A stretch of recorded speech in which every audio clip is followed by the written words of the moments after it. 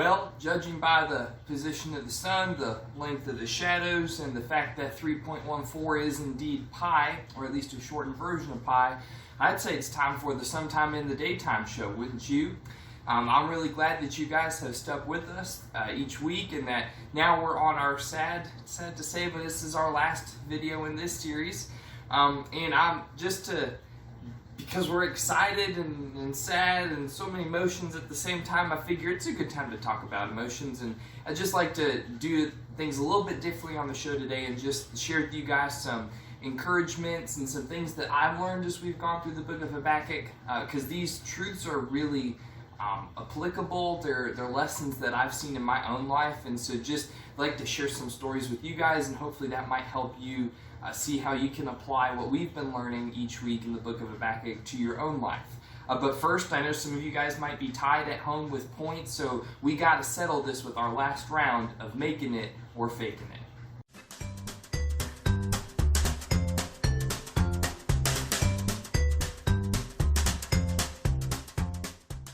So this is your last chance to break any tiebreakers between you and other people in your household with making it or faking it. There are 4 questions that are related to historical figures. Let's see if you guys can guess the right answers.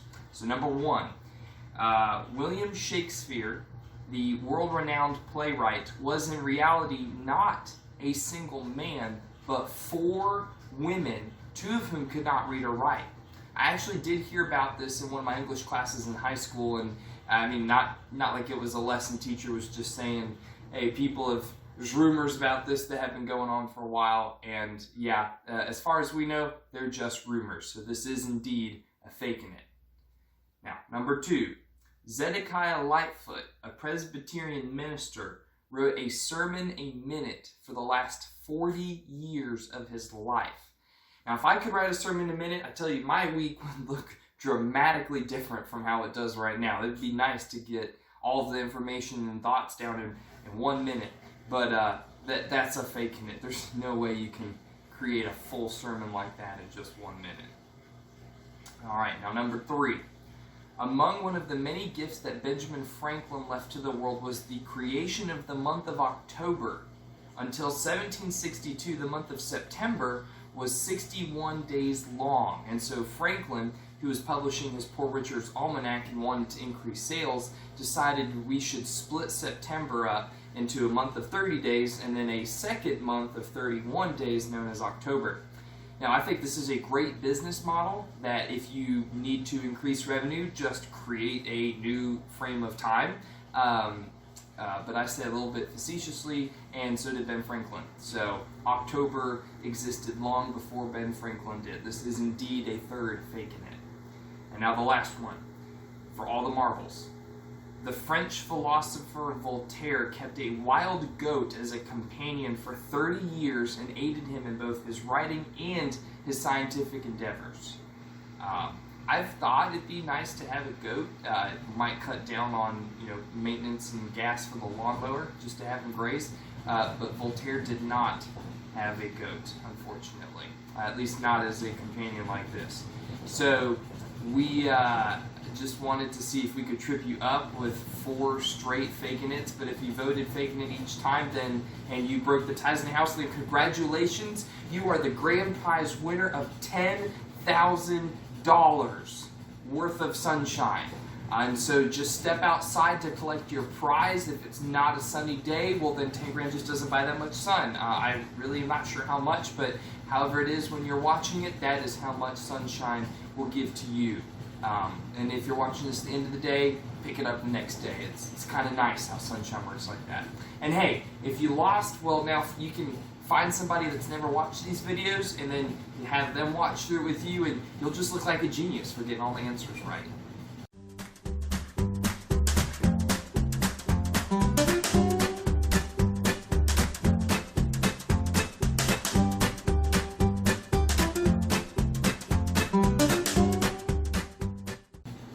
So for us to conclude our video series, I really wanted to share with you guys just some things that I've learned as we've gone throughout the book. It's actually kind of a funny story of how we got to study the book of Habakkuk. I have a list of books that I'm going through in my quiet time, and sometimes when I come across something that's really great and I just can't keep it in, then that might show up in a video series or something like that for you guys. And I had written down next to go through the book of Haggai, and I couldn't read my own handwriting and thought it said Habakkuk, and so I read through Habakkuk instead, and I guess it was no accident that we went through the book, and I've learned a lot. I hope you guys have, and it's reminded me of just things that I've seen God do in my past and things that I'm watching God work through right now, and it gives me hope that God, He never lets go of us, and He keeps working with us to bring us to wherever He's bringing us. And so I wanted to share with you guys just kind of like recap the main point from each week and a story of how I've seen that to be true in my life, and hopefully that can give you guys some encouragements and just get you thinking about how you might be able to see God doing some of the same things, or you might be able to apply some of the same stuff to your own life. So if you remember all the way back in the first video, we read Habakkuk chapter 1 verses 1 through 12, and we said this for our main point, that we can't understand God's works apart from Him, but we can know He works to uphold His righteousness and to execute judgment. So one of the biggest ways that I've seen this play out in my own life was actually in kind of wrestling through my call to go into ministry. One of the things that I loved growing up was architecture and roads and designing cities and maps and stuff. And you guys have also heard me talk about a love for trains and a love for buses. So when you hear me say that I love roads and architecture, I guess you could see that there's clearly a pattern establishing. But I really did. I loved roads. I loved architecture. And so I thought, well, I'm going to go to school and I'm going to become an architect. That was what I thought I wanted to do with my life up until about 10th grade. And in 10th grade and 11th grade, I remember having some friends and family members and the pastor at a church say, hey, have you ever thought about, pursuing ministry? And I'd had some opportunities to lead in my home church, just to get to do some different stuff and watch what our pastor was doing, go on some visits with him. And I remember thinking about, how my friends in high school, a lot of them knew about Jesus, but it really wasn't a big deal for them. And so whenever I would talk about stuff I was doing at church, they're like, hey, that's great for you, but that's not a big deal for me. And I kept thinking, if we are understanding the gospel, how can we just be okay for that to be good for somebody else, not for me? Like, if I'm giving my life for this, how can we be so content to have it mean nothing to you? And I started thinking, well, maybe they just really don't know who Jesus is, and that just made me sad. And so when I started praying, like, God, maybe, I feel this tugging towards, I can't imagine people hearing about Jesus or not hearing about Jesus in either way, Him meaning nothing to them, and so maybe I should go into full-time ministry.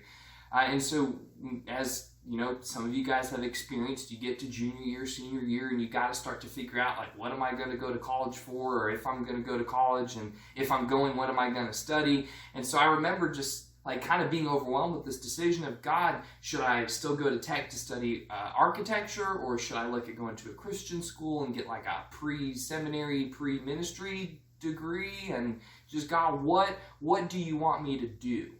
And when we read through Habakkuk, that first part of chapter 1, I remember thinking, Habakkuk is in a similar spot. He's watching the nation of Babylon about to come in and take over his people, and he's thinking, wow, like, God, what do you want me to do? How do you want me to respond here? I'm seeing the situation develop. It's very overwhelming. What do you want me to do?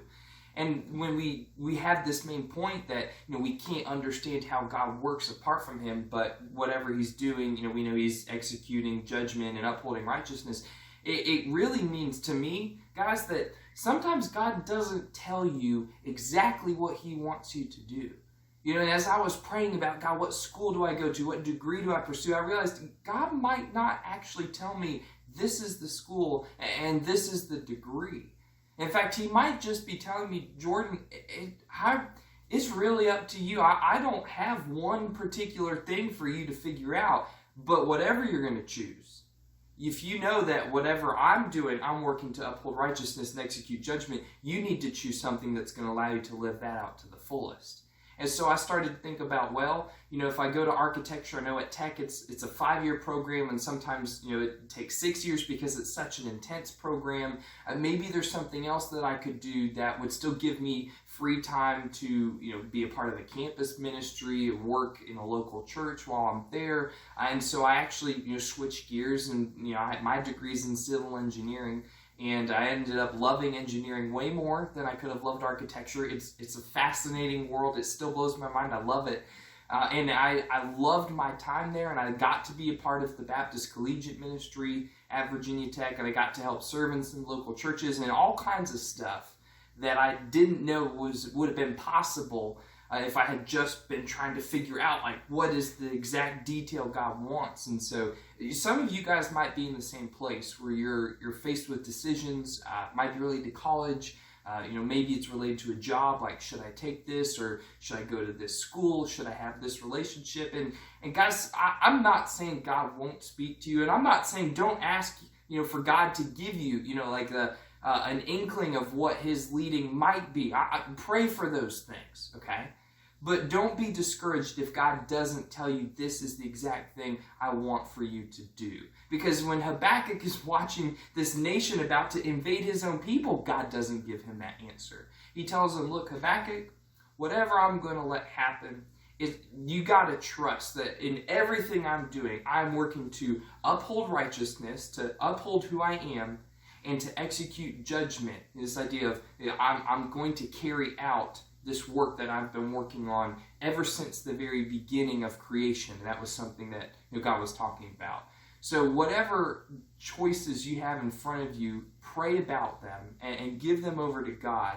And I'm not telling you, to just guess randomly what the answer might be, but no, whatever decision that you're going to make, it's got to be something that allows you to be in a position to see and to live out more of who God is and what God is doing in your life and what God has done for you already through Jesus Christ. And you can feel pretty confident that if the decision's not going to allow you to fit any of those, it's not an option. So I hope that that's a little bit of encouragement to you. And that kind of moves us into the second week of the video series when we read a ton of verses. We read like half of chapter 1 and the entirety of chapter 2. And we came up with this main point for the second. That God works on his timing to reveal his glory and his authority to the nations. And I shared in that video a little bit about some dating experiences I had in college, and the more I thought about it, I'd like to share it again with maybe a little bit more detail, but this really has been the clearest way for me that I have seen that God does indeed work on his timing to reveal his glory and his authority to the nations, to everybody. Because when I was in high school, I thought I had the best motives for wanting to be in a relationship. And I basically was just looking for somebody to kind of partner with to do life and to partner with to do ministry. Like, do I have fun with them? Do I hang out with them? Do we spend time together? Can we grow in our faith together? Can we do ministry together? It's like, man, God, if this is what you want in a dating relationship, I've got this figured out. So, okay. Bring on the ladies. And surprisingly, God doesn't actually do that. When I got to college, I had friends that I thought, hey, it would be fun to, partner with and do life and ministry together with. And so I would try to spend some time with them and get to know them a little bit more. And God would typically close the door at some point. And I learned and went through several cycles with different friends that when you've been pursuing somebody and then you stop, it really is not a good idea. It doesn't just end well. And so I really kind of mourned some friendships that, I really wish I had back, because I was trying to make those relationships into things that I was not ready for and I should not have been pursuing. And, maybe I didn't really know that at the time, but,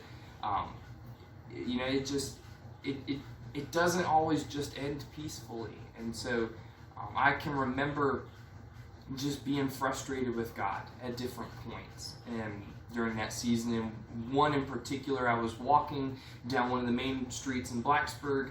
It was really late at night, so nobody else was around there, and I was yelling out loud, verbally, like, God, why are you doing this? Like, what in the world is going on? I have all the greatest motives. These women that I'm interested in, they're wonderful, godly women. Like, why are you not allowing these things to work? Why are you working in this way?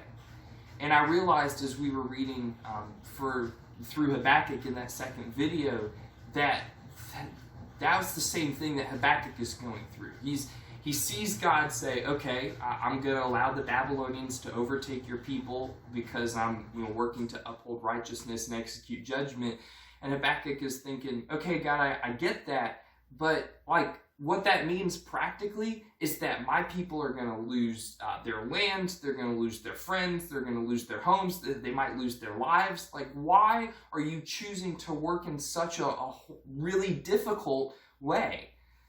And I think it's true when we read through that and we see God tell Habakkuk, look, whatever I'm doing, I'm working to reveal my glory and my authority to the nations. And if you guys remember the video, we said, when God's talking about revealing his glory, that's like revealing the godness of God. He's revealing who he is.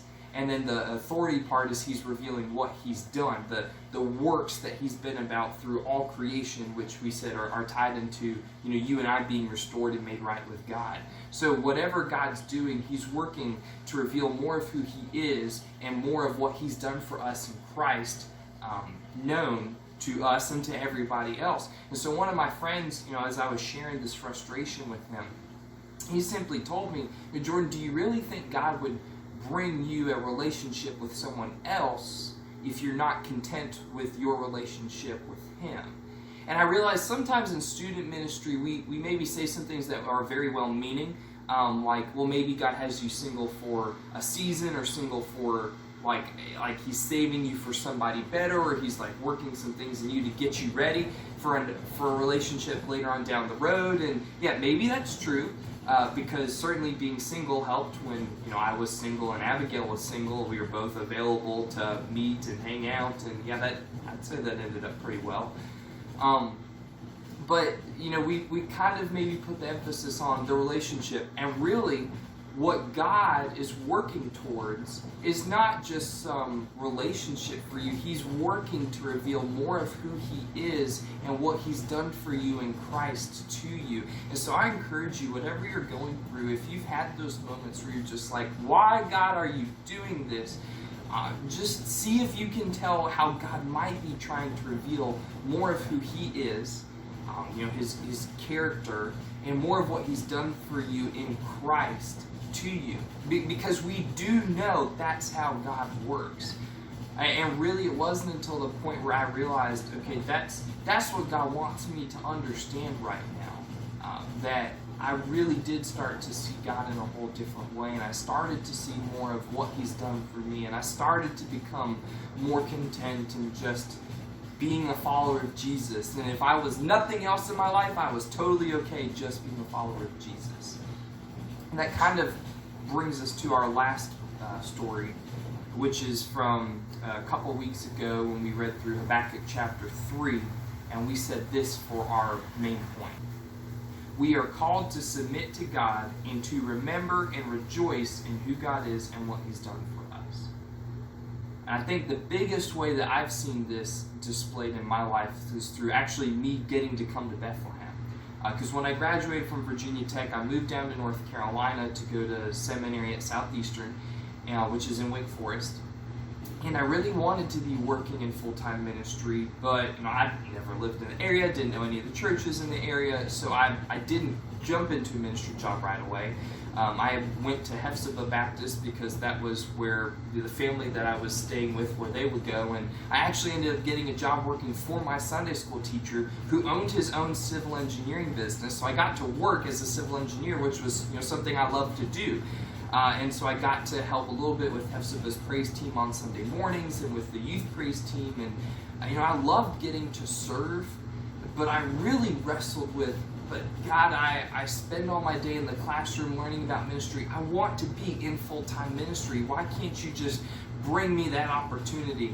And I remember when I heard about Bethlehem for the first time through some people that knew me and knew Bethlehem well and said, hey, I think you guys might be a great fit. And so I got to talk with them and hear more about the position and put in for it and went through the process, and it just felt like it was taking forever. And I'll tell you guys, it really didn't take forever. It was probably about normal as far as applying for church ministry jobs or any jobs go. But I was just like, I need to be there, and I'm tired of just being an engineer, which totally was the wrong mentality to have. And I remember God sitting me down and being like, okay, time out, Jordan, on the whole complaining train. Let's back this up a minute. You're engaged to someone who doesn't live in the same state as you, so you need to be able to have some time to go and see her. And I gave you a civil engineering job where you don't have to work on the weekends. And if you had a ministry job, you wouldn't have that luxury. So I provided that in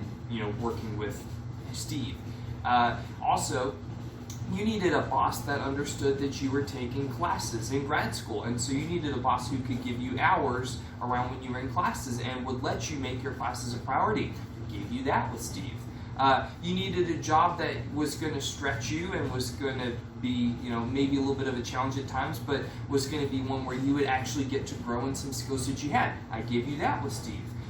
You've been complaining to me about not being in a ministry job. Well, I'm giving you an opportunity. I'm letting you walk through a process, and just because I haven't brought it to you yet doesn't mean it's not going to work out.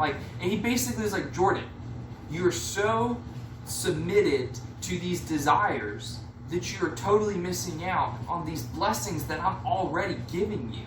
And I realized it's so true, and that's where Habakkuk was at in Habakkuk chapter 3, where he's saying, God, I really am wrestling with the how you're working in all of this and why you're choosing to work with this. But you know what, God?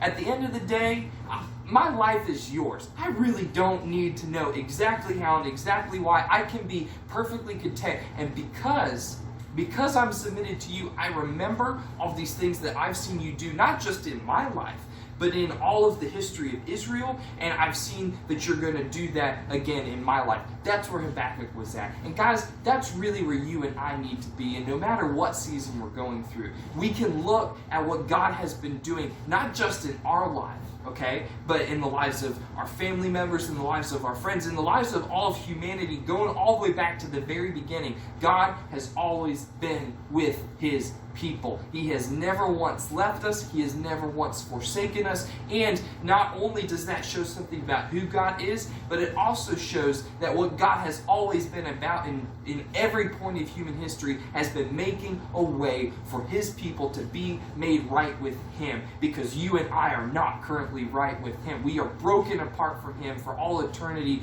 because of sin. And so God says, look, I get that there's something that is keeping you from me.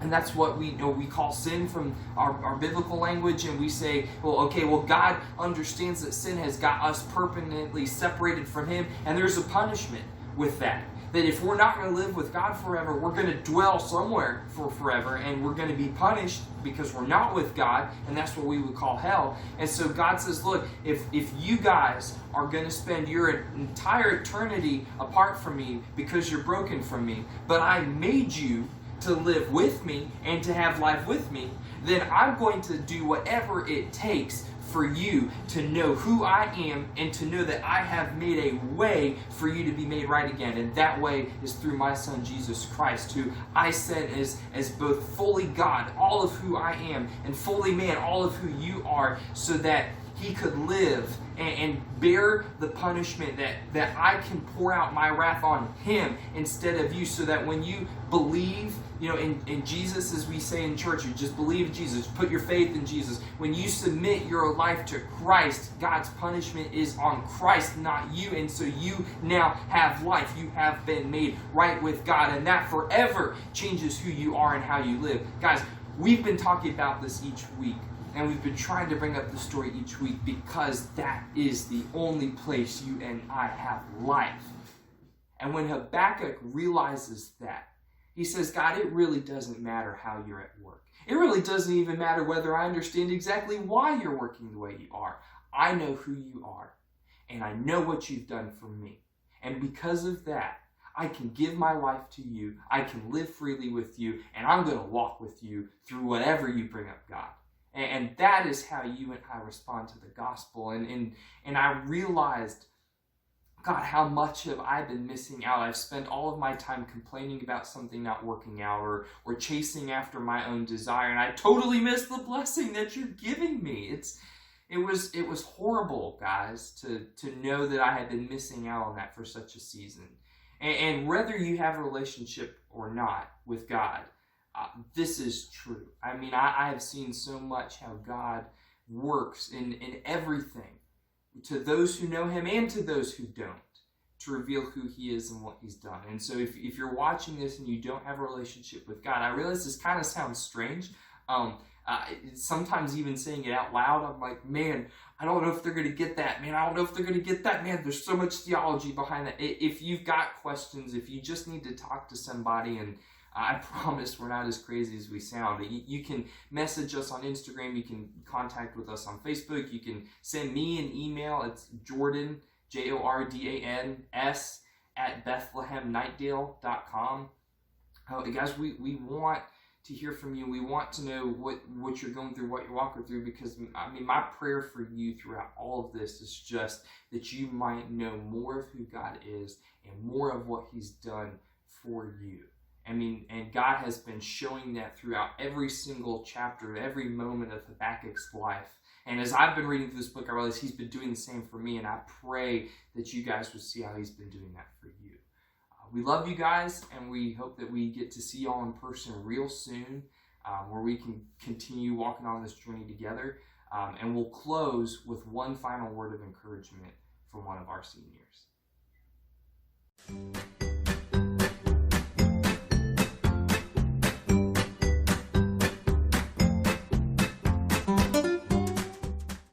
Hey y'all, I hope y'all are doing well. I miss y'all so much. I miss youth.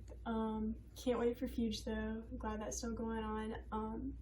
So I just wanted to share with y'all some scriptures and some things the Lord has been teaching me during this quarantine. And yeah, so the first verse I'm going to read is Psalm 46:10, and it says, "Be still and know that I am God. I will be exalted among the nations.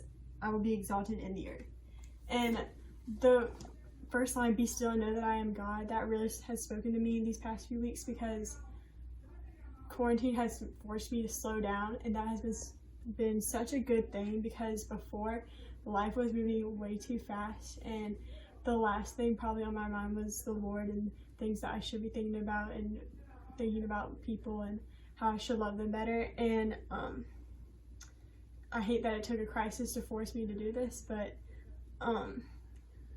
I'm really thankful for this time, and it's really put things in perspective that God is in control of everything. God is sovereign, which brings me to my second verse, which is Colossians 1:16-17, and it says, "For by him all things were created in heaven and on earth, visible and invisible, whether thrones or dominions or rulers or authorities. All things were created through him and for him, and he is before all things, and in him all things hold together." And isn't that just a beautiful reminder that the Lord is sovereign over this? And he knew this would happen, and this was not a surprise to him. And I'm just thankful that we have a God that knows everything, even when we don't. So my last few thoughts for y'all would just be to slow down, take the time that you have with your family. This really is a blessing in disguise. And don't waste this crisis. Get out. Exercise. Well, don't go out in public, but exercise, learn something new, read a book. I don't know. Just make sure you're not wasting it. And yeah, just to slow down and to remember that God is in control. I love you guys. Bye.